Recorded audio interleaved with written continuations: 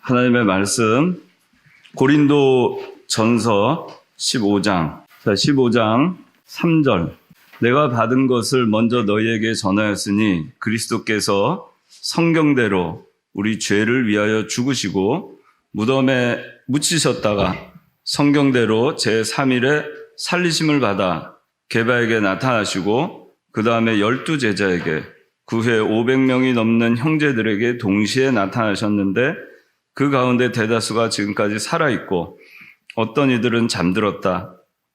그 후에 야고보에게 나타나셨고 그 다음에 모든 사도들에게와 맨 나중에 만삭되지 못하여 난 자 같은 내게도 나타나셨다. 자, 12절 그리스도께서 죽은 자들 가운데서 살리심을 받으셨다고 전파되었는데 어찌하여 너희 가운데 어떤 이들은 죽은 자의 부활이 없다고 말하느냐. 만일 죽은 자의 부활이 없으면 그리스도께서도 살리심을 받지 못하였을 것이다. 만일 그리스도께서 살리심을 받지 못하셨으면 우리의 전파하는 것도 헛되고 너희의 믿음도 헛되며 우리는 하나님의 거짓 증인으로 드러날 것이다. 이는 우리가 하나님께서 그리스도를 살리셨다고 증언하였기 때문이다. 죽은 자들이 살아나지 못하면 하나님께서 그리스도를 살리시지 않으셨을 것이다. 죽은 자들이 살아나지 못하면 그리스도께서도 살리심을 받지 못하셨을 것이다. 그리스도께서 다시 살리심을 받지 못하셨으면 너희의 믿음도 헛되고 너희는 여전히 너희의 죄 가운데 있으며 그리스도 안에서 잠든 자들도 망하였을 것이다. 우리가 그리스도 안에서 바라는 것이 이생뿐이라면 모든 사람들 가운데 우리가 가장 불쌍한 자들이다. 오늘 교리 웨스트민스터 소요리문답 28문 그리스도의 높아지심에 대해서 오늘은 하겠습니다. 자, 그동안에 우리가 교리 공부를 쭉 했는데 지난 시간에는 그리스도의 낮아지심을 했고 오늘은 그리스도의 높아지심을 합니다. 자, 28문 그리스도의 높아지심은 어떠합니까? 답 다 같이 한번 읽어보겠습니다. 시작. 그리스도의 높아지심은 사람만에 주면서 다시 살아나신 것과 하늘로 승천하신 것과 하나님의 뜻을 결정하신 것과 마지막 날에 세상을 심판하러 오시는 것입니다. 여기 보니까 그리스도의 높아지심은 첫째 사흘 만에 죽음에서 다시 살아나신 것, 그 다음에 두 번째는 하늘로 승천하신 것, 세 번째는 하나님 아버지의 우편에 앉으신 것, 그리고 네 번째는 마지막 날에 세상을 심판하러 오시는 것. 네 가지입니다. 네 가지 단계. 첫째는 부활, 둘째는 승천, 셋째는 하나님 우편, 넷째는 재림. 이렇게 네 단계로 나눌 수가 있습니다. 그리스도의 낮아지심은 이렇게 네 가지 단계인데 첫 번째는 성육신. 신이신데 하늘의 보좌를 다 내려놓으시고 이 세상에 육신의 몸을 입고 내려오셨어요. 오늘 이 시간에 그걸 다시 반복해서 설명할 수는 없고, 그리고 세상에 오셔서 거기서 멈추신 게 아니고 아주 호의호식하시다가 사시다가 가신 게 아니고 고난의 생애를 보내셨죠.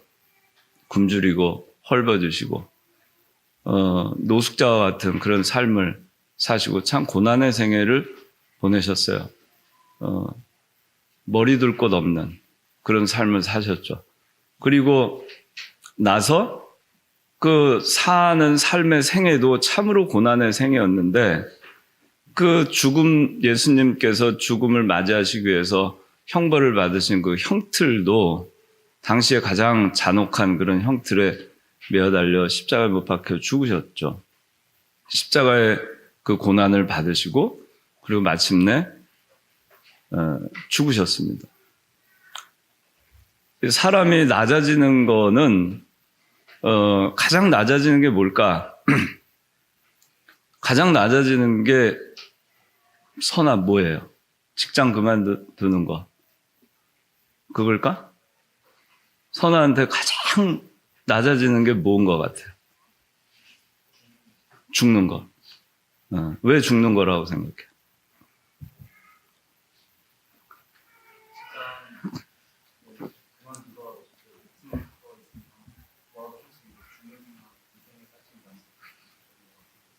그렇죠. 죽으면 더 이상 기회가 없어요. 돈도 잃어버리고 직장도 잃어버리고 명예와 권력도 잃어버려도 생명이 있는 한은 다시 기회가 있어요. 죽으면 다 끝나는 거예요. 더 이상 기회가 제공되지 않기 때문에 사람의 마지막 순간까지도 놓지 않으려고 하는 것이 생명입니다. 근데 그거를 놓는 거, 그것마저 놓는 거, 그것만큼 낮아지는 게 없는 거죠. 그래서 우리가 예수 믿는 사람 가운데서도 가장 고귀하고 거룩한 죽음을 순교의 죽음이라고 우리 얘기를 하죠. 근데 그 순교도 내가 순교하고 싶다고 아무리 들이밀는다고 해도 그 순교자의 자리에 아무나 들어갈 수가 없어요. 아무도 그걸 할 수가 없어요. 죽음이라고 하는 거는 더 이상 기회가 제공되지 않는 겁니다. 그렇기 때문에 가장 낮아지는 거예요. 직장? 정말 좋은 직장이라도 그만두면 참 당시에는 실업자가 되고 생활에 곤궁함이 오지만 그러나 그건 잠시예요. 또 사람들에게 어떤 수치를 당한다 하더라도 그건 잠시입니다. 그보다 더 낮아지는 것은 마지막 단계 자기가 포기할 수 없는 것이 생명입니다. 다 죽고 싶어 하지 않아요. 나이가 들어도 죽고 싶지 않은 것입니다. 그만큼 생명은 고귀한 것이고 마지막 보루예요. 그걸 놓는 순간 다 내려놓는 겁니다. 그래서 우리가 내려놓는다 할 때도 다른 건 다 내려놔도 목숨만은 내려놓기 어렵잖아요. 살아있는 사람이 자기의 장기를 내놓는 것도 어렵잖아요. 그만큼 어려운 것이 생명을 내놓는 것입니다. 예수님은 생명을 내놓으셨고 다 내려놓으신 거예요. 우리를 위해서. 마지막 남아있는 피 한 방울, 마지막 남아있었던 한 마지막 숨까지도 우리를 위해서 내려놓으신 거예요. 그만큼 낮아지신 겁니다. 우리는 예수님을 위해서 이렇게 낮아질 수 있을까? 예수님이 성육신 하신 것만큼 우리도 이 정말 비천한 자리까지 내려갈 수 있을까? 또 그 비천한 자리 아니라 하더라도 예수님께서 이 세상에 오셔서 고난의 생애를 당하신 그 고난의 생애에 비근할 만큼이라도 우리가 그리스도를 위해서 고난을 당하다 일생을 마감할 용기가 있을까? 그만큼 내려놓을 수 있을까? 그것도 어렵죠. 또 세상에서 호의호식하고 잘 살다가 마지막 순간에 그리스도를 위해서 핍박과 육체의 고난을 당하는 것을 겪으라고 할 때 그걸 감당할 사람이 있을까? 얼마나 감당할까? 그리스도를 위해서 예수님 당시에 그 예수님 부활 승천하신 직후에 수많은 사람들이 그 사자의 밥이 되고 그리고 장작불에 불태움을 당해서 죽어갔습니다. 그 사람들이 그렇게 했었던 그와 같은 걸 우리 할 수 있을까? 그 사람들은 도대체 무엇이 있었기에 그걸 내려놓을 수 있었을까? 그리스도는 십자가의 모진 고난을 우리를 위해서 감당하셨어요, 기꺼이. 우린 그 비슷한 거, 그 10분의 1이라도 우리 감당할 수 있을까? 그렇게 내려놓을 수 있을까? 목숨까진 바라지 않아요. 그 전 단계까지라도 우리 내려놓을 수 있을까? 그리스도는 다 내려놨어요. 다 내려놓고 나니까 이제 하나님께서 어떻게 하셨죠? 그를 높이신 겁니다. 우리가 낮아지지 않으면 높아질 수가 없어요.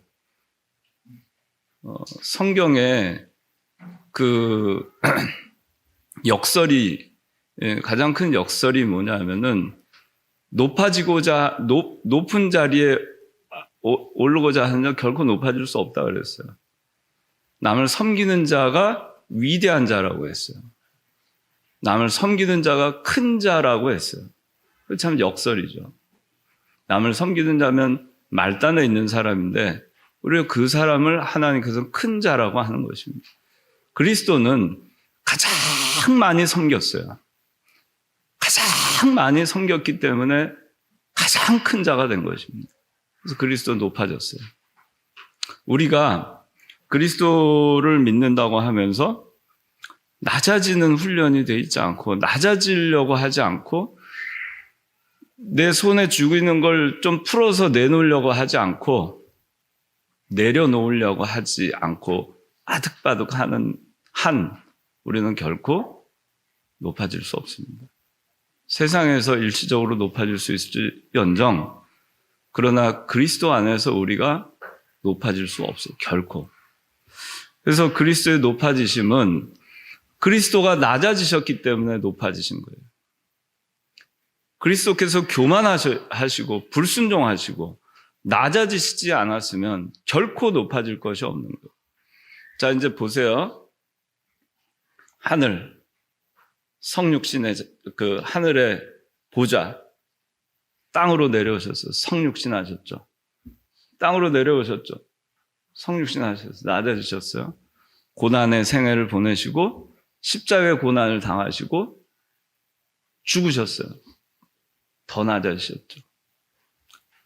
더 이상 낮아질 곳이 없을 만큼 낮아지셨죠. 사망의 그 세계에 들어가셨죠. 땅에 묻히셨죠. 더 갈 데가 없죠.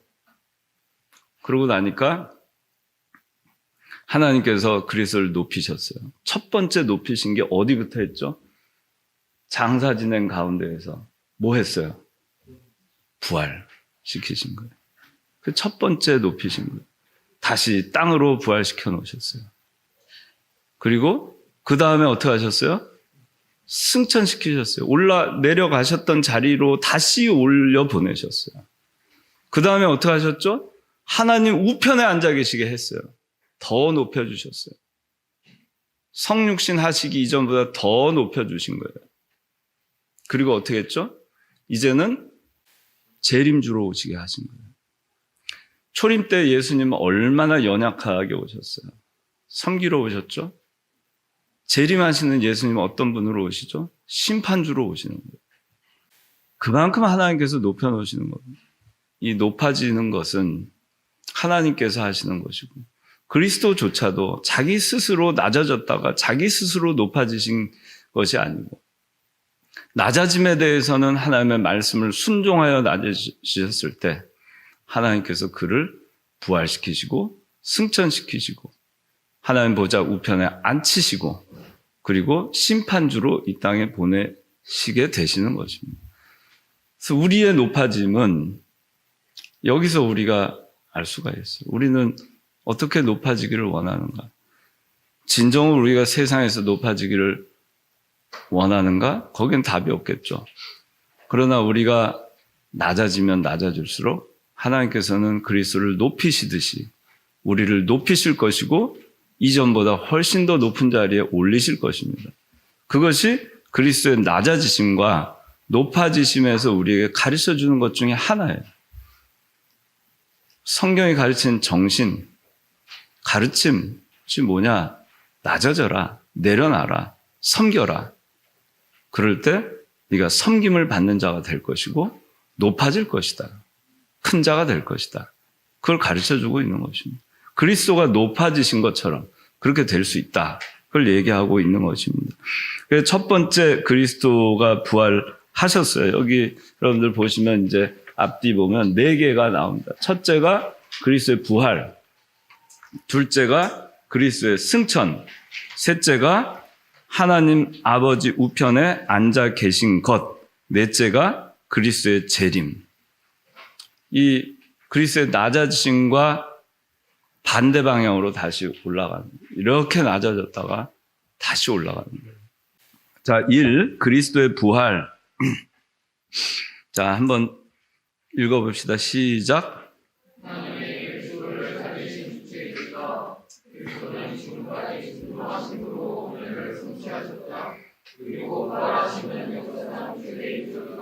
네, 그리스도께서 부활하셨습니다. 하나님께서 그리스도를 살리신 주체입니다. 하나님께서 그리스도를 부활시키셨어요. 그리스도는 죽음까지 순종하심으로 언약을 성취하셨고 그리스도의 부활하심은 인류 역사상 최대의 이적이죠. 이전에도 성경에는 신약성서에는 6건의 부활 사건이 나옵니다. 그 중에 대표적인 것이 뭐죠? 신약에서 부활 사건 대표적인 것 나사로 부활. 나흘이나 돼서 썩은 냄새가 진동했는데 무덤에 이미 들어가 있었는데 문을 열자 나오너라 나사로야 할 때 나사로가 나왔죠. 부활입니다. 나사로는 부활했어요. 그러나 부활한 나사로는 다시 죽었죠. 그리스도의 부활이야말로 진정한 부활이에요. 그리스도는 부활했죠. 그리고 죽지 아니하시고 40일 후에 승천하셨습니다. 그리고 하나님 보좌 우편에 앉으셨고 심판하러 오십니다. 그리스도는 육신의 몸을 입고 이 세상에 오셨고 육신의 몸을 입고 십자가 형틀에 매달리셨고 육신이 죽음을 당하셨고 그 육신이 부활한 겁니다. 그 육신의 몸을 이끌고 승천하셨어요. 그 육신의 몸을 이끌고 하나님 보좌 우편에 앉아 계신 겁니다. 그 육신의 몸으로 심판주로 오시는 겁니다. 우리가 똑같이. 그래서 그리스도의 부활은 우리의 부활의 보증이 되는 거예요. 그리스도께서 부활하신 것이 부활의 첫 열매가 되는 것이고 오늘 고린도전서 15장에 읽은 것 같이 그리스도의 부활이 있기 때문에 우리도 부활할 수 있다는 확신을 주시는 겁니다. 육신으로. 그리스도가 영으로 부활하신 게 아니에요. 육신으로 부활하신 것처럼 우리도 육신이 부활해서 그리스도가 육신이 승천하신 것처럼 우리도 육신이 부활해서 승천할 것이고 영원한 하늘나라에서 우리 부활 신령한 몸을 가지고 영원한 하늘에서 살 것을 가르쳐 주시는 겁니다. 그리고 그렇기 때문에 그리스도의 부활은 인류 역사상 최대의 이적입니다. 이것이 인간의 이치로는 불가능한 거죠. 죽었다가 다시 살아난다는 사실이 그리고 승천한다는 것이 모든 과학의 법칙을 다 깨는 거 아닙니까? 그렇죠? 그런데 이거 인간의 과학적 상식, 인간의 이성, 인간의 이치 불가능한 것입니다. 그런데 그 불가능한 것을 극복하고 그리스도는 부활하셨어요. 그렇기 때문에 이 부활이라고 하는 것은 불가능한 일이 가능하게 일어난 것이고 이 부활이라는 이 사건 하나를 가지고 우리 예수 믿는 사람들은 불가능이 가능할 수 있다는 것을 믿을 수 있게 됐어요. 우리의 삶에 있어서는 예수 믿지 않는 사람들은 어차피 하나님과 무관한 사람들이기 때문에 불가능한 일이 일어날 수 없겠지만 우리에게는 불가능한 일을 하나님께서 하실 수 있다는 것을 우리가 아는 거예요. 우리가 부활하는 그것뿐만 아니라 우리가 이 세상에 살아가는 과정에서도 우리에게 불가능한 일이 인간의 이치로 불가능한 일이 우리에게 얼마든지 일어날 수 있다는 것을 확신시켜주는 사건이 이 부활, 그리스도의 부활입니다. 여러분들이 그리스도를 믿는다는 사실 어떻게 믿었죠? 지용이 어떻게 믿었어요? 노력했어요? 그리스도를 어떻게 알아요? 믿어요? 확실히? 이상하지 않아요? 뭘 보고 믿어요? 봤어요? 말씀으로. 우리가 그렇게 배웠죠. 어떻게 확신을 하나요? 지용이 어떻게 확신을 해? 그리스도 살아계시다는 거, 나도 나중에 부활한다는 거, 천국이 있다는 거 어떻게 확신하죠? 그래요. 이게 우리가 한 게 아니죠. 하나님께서 그렇게 만들어놨죠, 우리를. 우리의 영을 부활시켜놨죠.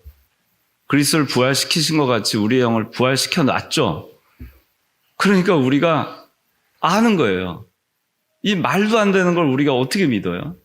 말씀으로 천지를 창조하셨다? 그게 믿어져요? 선아 믿어져요? 그렇죠? 이 믿어진다는 사실이 불가능한 일이에요. 여러분들은 불가능한 일을 지금 믿고 있는 거예요. 인간의 이치로 불가능한 것을 믿고 있어요.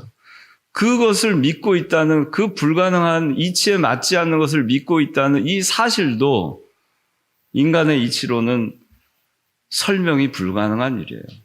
바로 선아한테 일어나는 이것조차도 인간의 이치로는 설명 불가한 것입니다. 여러분들이 그리스도를 믿고 있다는 사실은 인간의 이치로 설명이 안 되는 거예요. 여러분들이 다 체험하고 있어요. 이미 여러분들이 다 겪고 있는 일들이에요. 그 불가능한 세계에 여러분들은 그걸 가능한 세계로 여러분들 바뀌어진 그 안에 이미 여러분들 들어와서 살고 있는 것입니다. 그래서 이 부활이라고 하는 것이 우리에게는 엄청난 삶의 동력이 되는 것이고 위로가 되고 힘이 되고 능력이 되는 거예요. 근데 이거를 우리가 예수님 믿는다고 하면서 그냥 부활이 그리스도의 부활은 그리스도의 부활, 나의 부활은 별개. 그래서 생각하면 아무런 힘이 되지 않죠. 아무런 동력이 되지 않죠. 그런데 그리스도의 부활이 내 부활, 그것으로 여러분들이 받아들이는 순간 그것은 하나님의 능력이 되는 것입니다. 그래서 이 목사님이 늘 그러죠. 그리스도의 부활, 내 부활, 늘 그런 얘기 하시잖아요. 그게 여러분께 돼야 돼요. 그게 능력이에요. 불가능을 가능케 하는 하나님을 믿는 신앙, 불가능이 이루어지는 것을 믿는 신앙, 그것이 부활 신앙입니다. 그렇기 때문에 히브리서 11장에 보면 수많은 사람들이 핍박을 당하면서 죽어갔어요. 콜로세움에서 죽어갔고 장작불에 불태워지면서 죽어갔어요. 그러나 그 사람들이 그 가운데서도 찬송을 하면서 그 죽음을 맞이할 수 있었던 것은 그들에게 확실히 있었던 것이 뭐냐? 부활신앙이 있었던 겁니다. 그들은 히브리서에 있던 그 수많은 그런 선진들, 그 선진들은 장작불에 태워지면서도 찬송하면서 그 죽음을 맞이했어요. 왜 그랬을까? 어떻게 그럴 수 있었을까? 부활의 소망이 있었기 때문에. 내가 이렇게 죽어도 난 곧 부활할 거야. 난 곧 부활해. 그러니까 찬송하면서 죽음을 맞이할 수 있는 거예요. 정말 위대한 거죠. 근데 이 위대한 신앙이 어디서 나오느냐? 우리가 신앙생활을 열심히 하고 뭐 주일을 잘 지키고 그걸로 되는 것이 아니고 부활의 소망, 이 확신이 있을 때, 그 성경 말씀에 대한 확신이 있을 때, 분명히 되는 그 믿음이 있을 때 강한 믿음의 행동이 나올 수 있는 거예요. 그래서 여기 그다음에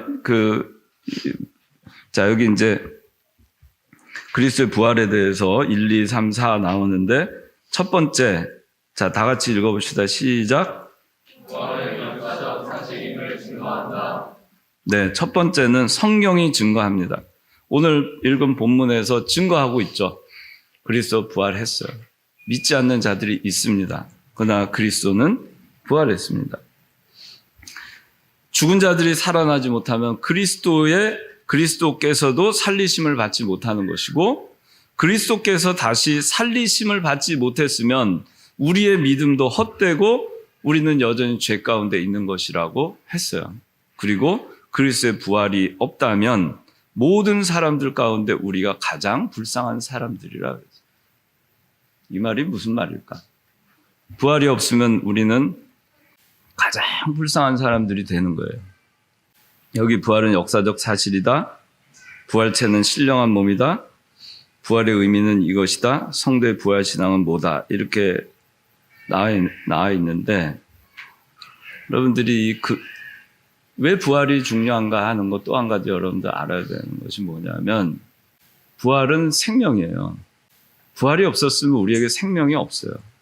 그리스도께서 십자가에서 못 박혀 죽으시고 나서 거기서 끝났다면 그대로 그리스도는 무덤에 묻히신 것이고 그대로 가는 것입니다. 죄는 사함을 받았을지 모를지언정 생명은 없는 것입니다. 그럼 우리에게 무슨 소망이 있을까요? 하나님께서 분명히 우리에게 말씀하셨어요. 그리스도의 보혈로 인해서 너희 모든 죄는 사함을 받았다. 좋습니다. 사함 받았어요. 감사합니다. 그런데 여전히 너희의 영은 여전히 죽어 있는 것이고 너희의 육신은 여전히 땅에 묻혀 있는 채로 그대로 있을 것이며 너희에게 천국도 없고 너희에게 양자가 되는 특권도 없을 것이고 하늘나라에서 영원한 영화로운 삶도 없을 것이고 너에게 물려줄 기업도 보장되지 않는다. 그러나 너희는 이제 죄사함을 받았으므로 무죄이다. 그게 우리에게 무슨 의미가 있을까요? 광옥이 무슨 의미가 있을까? 그것도 좋아? 그래도 좋을까요? 그리스도의 부활이 있기 때문에 우리에게 생명이 다시 주어졌어요. 그러니까 이제 해볼 수 있잖아요. 기회가 생겼잖아요.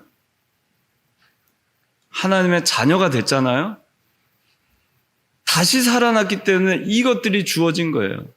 다시 중생했기 때문에 그 다음에 믿음이 주어지고 그 다음에 하나님의 의롭다 칭함을 받게 되고 그 다음에 하나님의 자녀가 됐고 생명길을 걷다가 부활의 소망을 갖고 나중에 그리스도 재림하신 날을 그날을 고대하다가 우리가 천국으로 가서 영원한 하늘나라에서 우리가 그리스도와 더불어 살고 그리고 그 기업을 우리가 받아 누리면서 살 수 있다는 소망을 가질 수 있는 거 아니겠어요? 부활이 없어 보세요. 이 모든 소망이 우리에게 있을 수 있을까? 그리스도의 십자가가 무슨 의미가 있을까 우리에게? 아무 의미 없어요.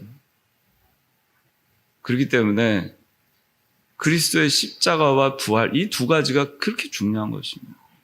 십자가만 있고 부활이 없으면 소용이 없어요. 그래서 사도 바울이 얘기한 겁니다. 우리가 그리스도 안에서 바라는 것이 이 생뿐이라면 이 얘기는 다시 말해서 뭐냐면 부활이 없다면 그 얘기예요. 이 생으로 끝나는 것이고 끝나고 더 이상 부활이 없다면 모든 사람들 가운데 우리가 가장 불쌍한 자이다. 얼마나 불쌍해요. 이 세상에서는 그리스도 믿는다고 고난은 다 받고 핍박을 다 받고 육신으로 살 때는 고난 다 받았는데 영원한 하늘나라 이후의 세계가 보장되어 있지 않아요.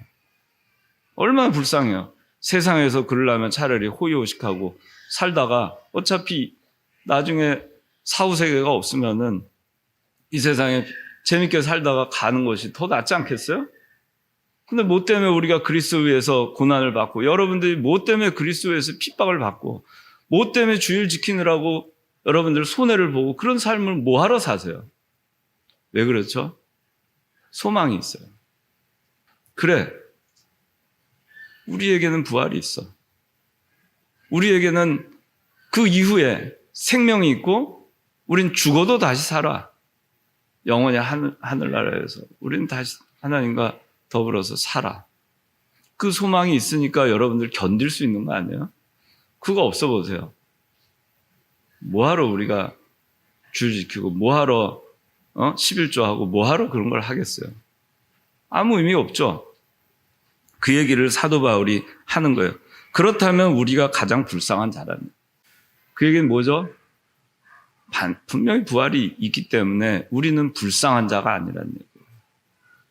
우린 불쌍한 자가 아니에요. 부활이 있습니다. 결코 그렇지 않아요. 그래서 그걸 여러분들이 알아야 됩니다. 제가 늘 얘기하는 거지만 이거 할 때 어떤 죄수 사형수가 있는데 그 사형수 사형 집행일이 됐습니다. 그런데 대통령이 그날 광복절 특사든 뭐 특사 돼가지고 특사 전령을 보냅니다. 막 보내는데 이미 사형 집행 딱 됐어요. 그리고 사형 집행이 된 직후에 특사가 도착했어요.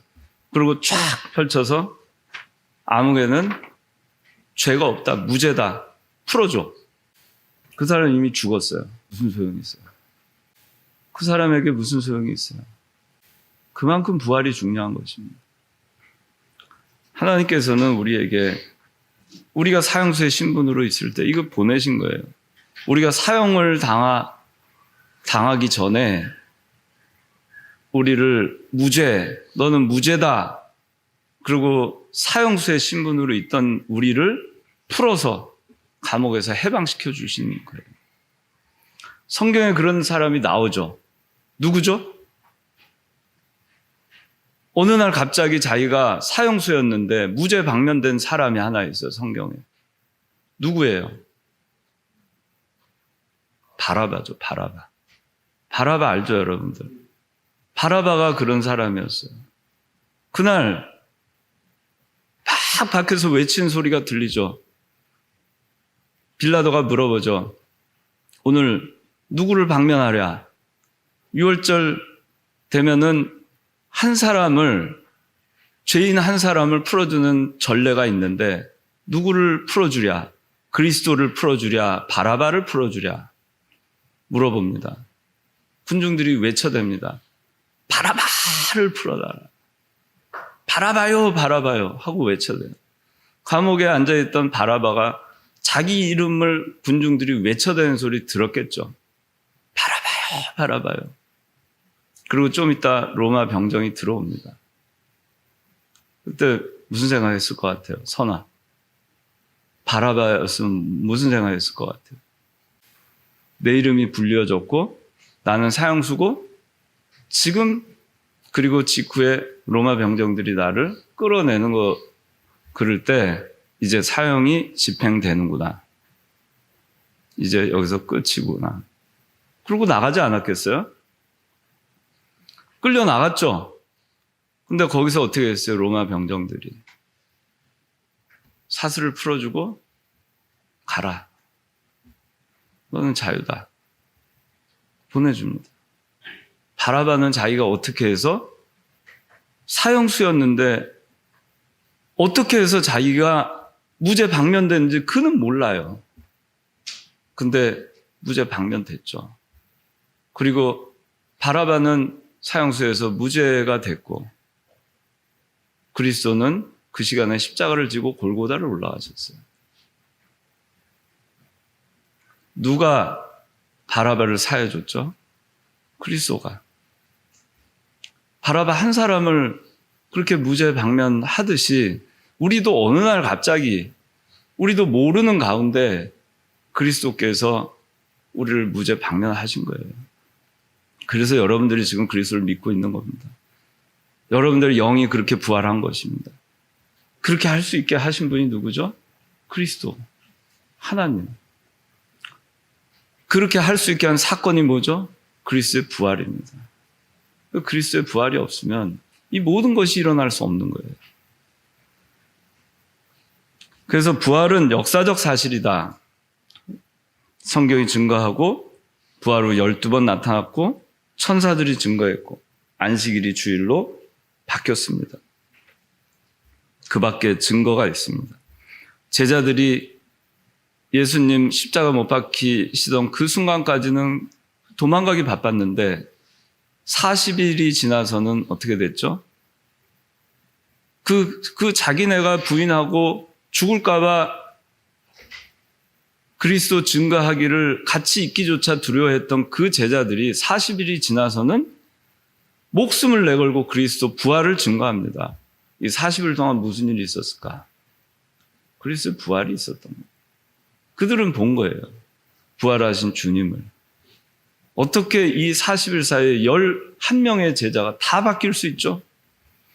그리고 이 사람들은 다 그리스도를 위해서 목숨을 걸고 복음을 전파하다가 순교합니다. 부활체, 여기 부활체 여러분들 읽어보시고 부활의 의미, 여기 부활의 의미 세 번째 부활의 의미 A번에 보면 부활의 의미 죄값이 치러졌다 하는 거예요. 그리스도 죄가 없으시니까 부활을 하셨겠죠. 그리스도께서 우리의 모든 억만가지 죄를 다 짊어지시고 십자가에 못 박혀 죽으셨는데 하나님께서 그리스도를 부활시키셨다는 건 뭐죠? 죄값이 다 치러졌다. 내가 이제 다 받았다. 네가 이 인류 택한 백성들의 억만가지 모든 죄를 네가 다 지고 죽었고 피를 흘려 주었기 때문에 그걸로 인해서 그들의 죄가 다 치루어졌다. 그걸 우리가 어떻게 알겠어요? 뭘로 알죠? 그리스도가 부활했어요. 부활했다는 건 뭐죠? 죄가 없다는 걸 증명하는 거 아니겠어요? 죄 있으면 어떻게 부활하겠어요? 그래서 그리스도의 부활은 죄값이 다 치러졌다. 내가 그 값을 다 그 치러진 것을 인정한다 하고 하나님이 영수증을 탁 써준 거예요. 부활. 그걸로 써준 겁니다. 우리 앞에. 자, 그렇게 된 것입니다. 그 다음에 성도의 부활신앙 A번. 불가능을 믿는 신앙이라고 나오죠. 여러분들 아까 얘기했죠. 부활신앙은 불가능을 믿는 신앙입니다. 그 다음에 두 번째 그리스도의 승천. 자, 그리스도의 승천 1번 예수님의 승천, 두 번째 승천의 목적이 있는데, 자, 이 그리스도의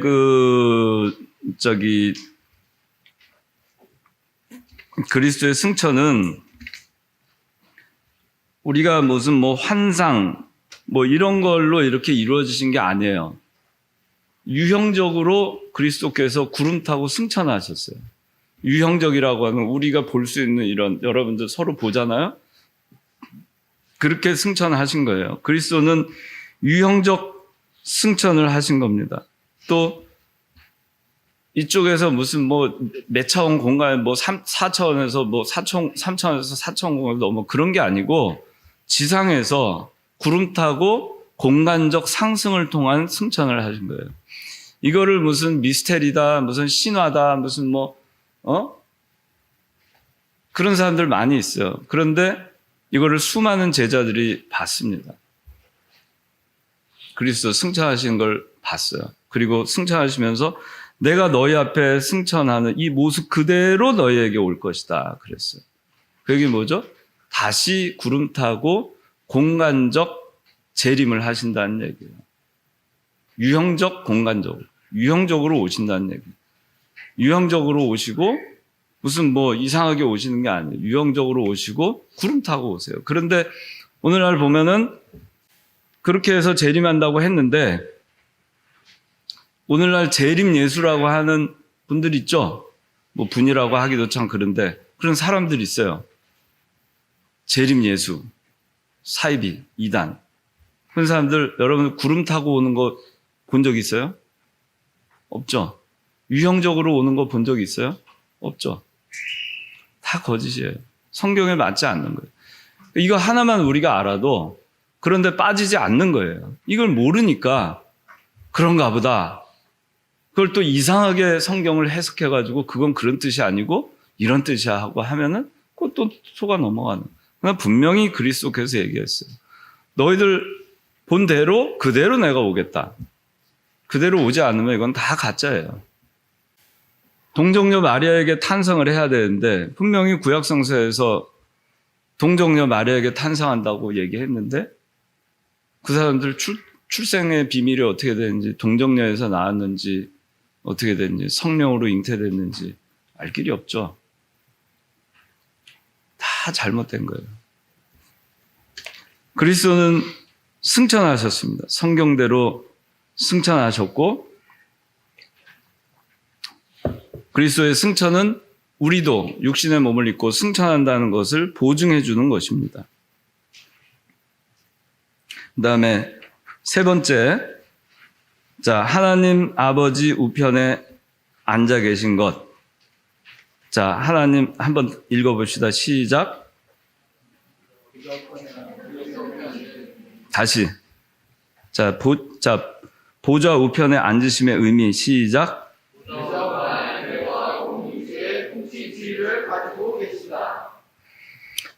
자, 이 말은 하나님 오른편에 앉으신다는 것은 그리스도가 교회와 온 우주의 통치 지휘를 가지고 계신다.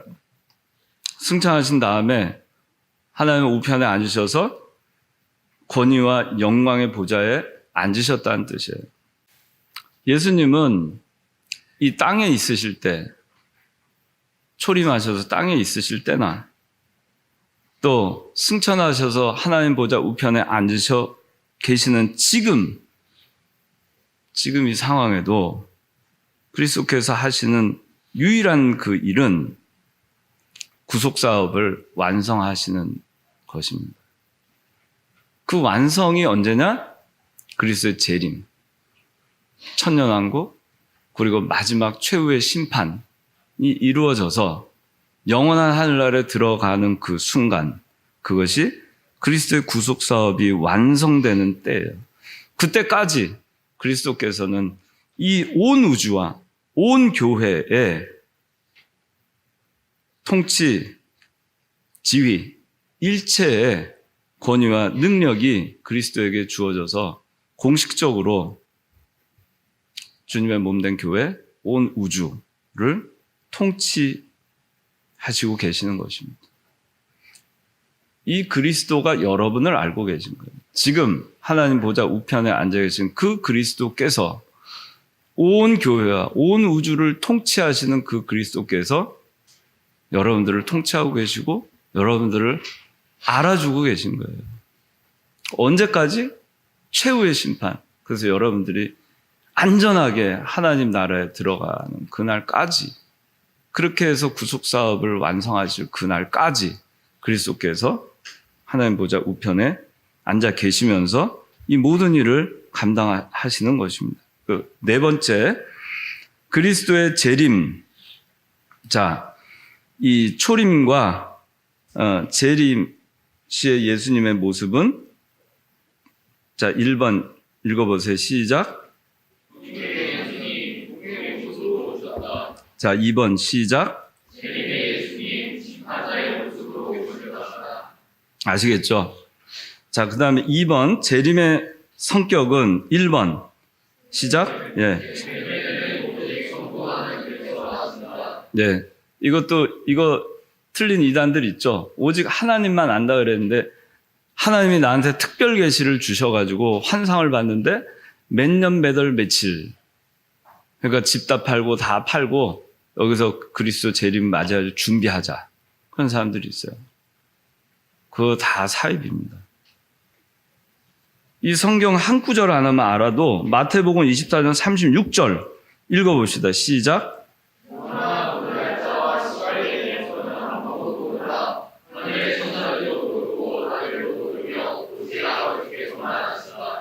그렇죠. 그런데 내가 안다 이런 사람은 다 성경 위반이죠. 광욱이가 안다 그러면은 맞겠어요, 틀리겠어요? 말도 안 되는 얘기죠. 아무도 몰라요. 하나님만 알아요. 그러니까 이런 사이비에 여러분들 넘어가면 안 돼요. 이 성경 갖다 대세요. 마태복음 24장 36절에 재림의 때는 오직 성부 하나님만 아신다고, 당신 어떻게 알았어요? 내가 하나님의 직통 계시를 받았다. 또 그렇게 얘기를 해요. 근데 여기 예수님도 모른다 하지 않았습니까? 그런 사람들 따라갈 필요가 없어요. 여러분들 이 성경을 알면 그런데 넘어갈 수가 없습니다. 결코 넘어갈 수가 없어요. 그 다음에 공개적으로 오심, 아까 얘기했죠. 실질적, 유형적, 공간적으로 오신다. 실질적이라고 하는 거, 공간적으로 오신다는 거예요. 실제로 오시는 거예요. 유형적으로 오신다. 그 다음에 3번, 무덤에서 잠자던 선인과 악인이 모두 부활하나 전자는 생명의 부활을, 후자는 심판의 부활이 주어진다. 4번, 주님 재림 시에 살아있는 성도들, 이렇게 나와 있는데, 자, 그리스도 재림하시는 날, 그날 어떤 일이 벌어질까? 언제 재림하실 줄 모르지만 그리스도 재림이 임박하고 있다는 것은 우리가 성경을 통해서 우리가 추정할 수는 있잖아요. 어느 날 재림을 하세요. 재림하시는 날 여러분들 상상을 해보세요. 성경에서 있는 그대로 그리스도는 구름 타고 오실 겁니다. 구름 타고 오실 거예요.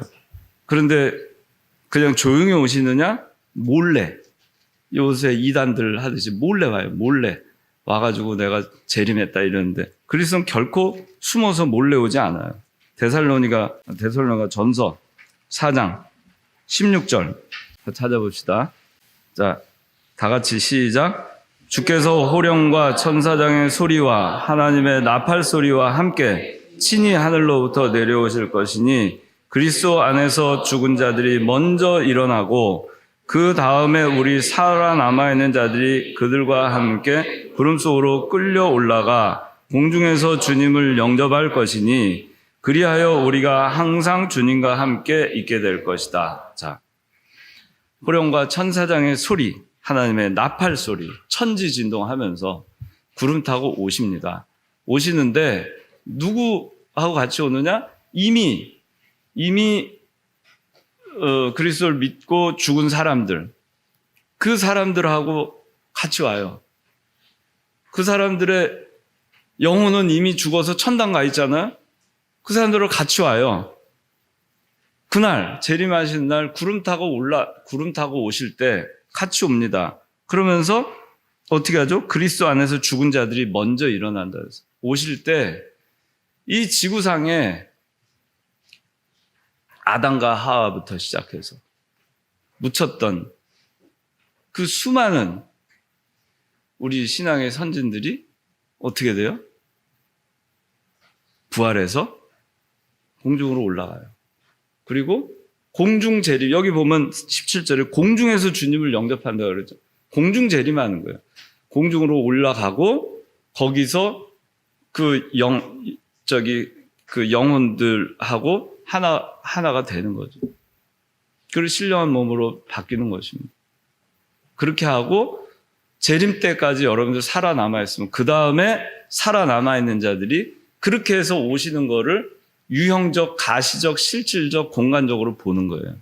그때는 이병기 목사님의 영혼을 보는 게 아니고 이병기 목사님의 죽었던 몸이 부활해서 공중으로 올라가서 그리스도와 더불어서 오는 그 영혼과 하나가 된 그 부활체의 모습을 여러분들이 맞이하는 거예요.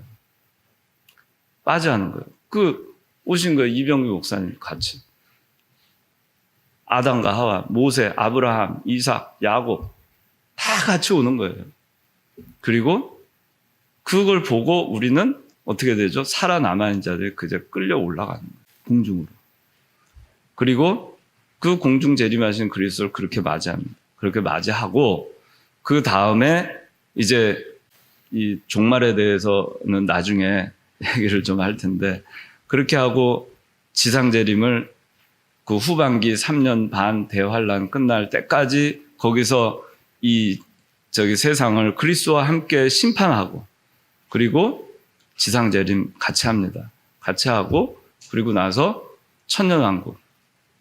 1000년 동안 이 세상에서 왕국을 형성하고 삽니다. 그 동안에 원수 마귀의 세력은 다 무적행에 1000년 동안 가두어 놓고 이 세상에 죄가 없는 세상이 1000년 동안 이루어져요. 그리고 나서 1000년 후에 다시 마귀를 무정해서 잠깐 꺼내냅니다. 꺼내내서 이 1000년 동안의 무죄 시대에 그때 택자와 불택자를 가려나기 위해서 1000년왕이 끝난 직후에 마귀를 무정해서 끄집어내서 큰 신자와 불신자와의 전쟁이 일어나요. 그리고 나서 최후의 심판, 백보자 심판이라고 합니다. 최후의 심판, 그 최후의 심판 때에는 그 불신자들 가운데 죽었던 사람도 다 부활합니다. 그렇게 해서 심판대 앞에서 최후의 심판을 받고 그리고 영원한 천국, 영원한 지옥으로 나뉘어집니다. 그 얘기는 요한계시록에 나와 있어요. 다니엘하고. 여러분들이 나중에 시간 되면 이제 종말에 대해서는 할 텐데 이것이 여러분들 어떤 신화, 어떤 이상한 얘기 이런 걸로 여러분들이 혹시 마음에 갖고 있다면 여러분들 확신하시기 바랍니다. 이거는 누가 얘기한 것도 아니고 성경에 기록되어 있는 것입니다.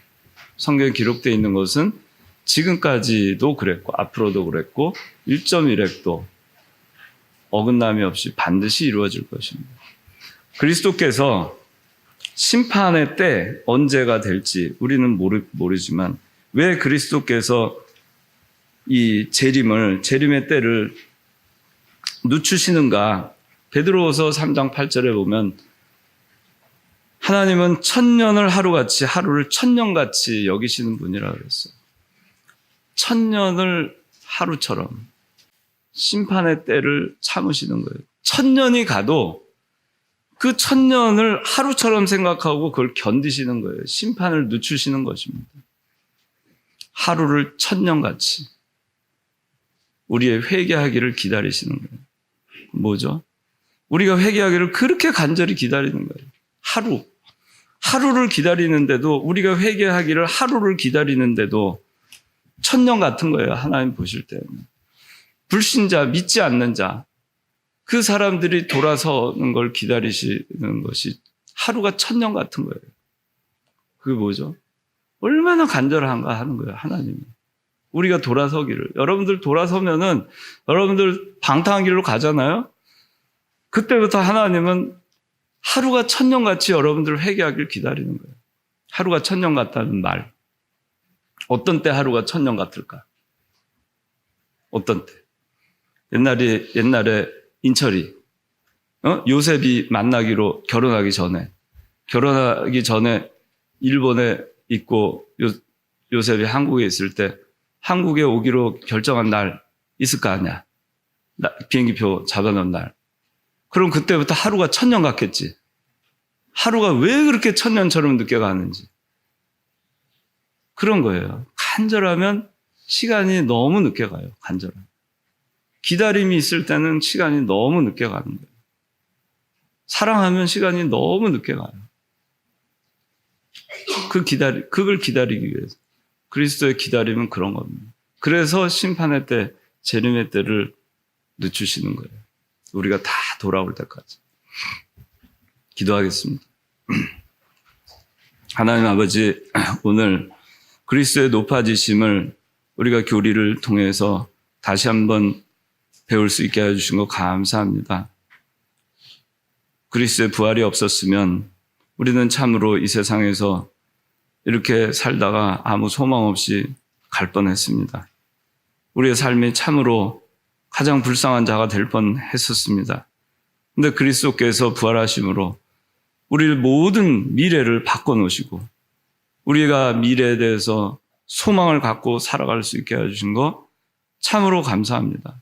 그리스도께서 부활하셨기 때문에 우리가 하나님의 자녀가 될 수 있었고 우리가 생명을 다시 얻어서 뭔가 다시 해볼 수 있게 됐고 자라날 수 있게 됐고 구원을 이룰 수 있게 됐고 영원한 하늘나라의 기업을 이룰 자 상속자로서 소망을 갖고 우리가 이 세상을 살아갈 수 있게 해주신 거 얼마나 감사한지 모릅니다. 우리가 이 부활신앙을 갖고 이 세상을 살아갈 때 능력의 하나님을 믿게 하시고 불가능을 가능케 하신 그 하나님이 우리 안에 있고 이미 우리를 영을 부활시켜 중생하셨다는 그 사실을 저희가 알아서 이미 우리의 삶 가운데 적용되고 있는 이 불가능한 것이 가능케 된 이 역사가 우리 살아가는 날 동안에 다 날마다 이루어져 나갈 수 있도록 은혜를 베풀어 주시어서 저희가 그리스도 재림하시는 그날 공중에서 재림하시는 그 모습을 바라볼 때 저희가 정말 영광 중에 그리스도를 기쁨으로 맞이할 수 있도록 저희가 잘 준비해 나가는 우리 청년들 다 되게 하여 주시옵소서. 예수 그리스도의 이름으로 기도드리옵나이다. 아멘.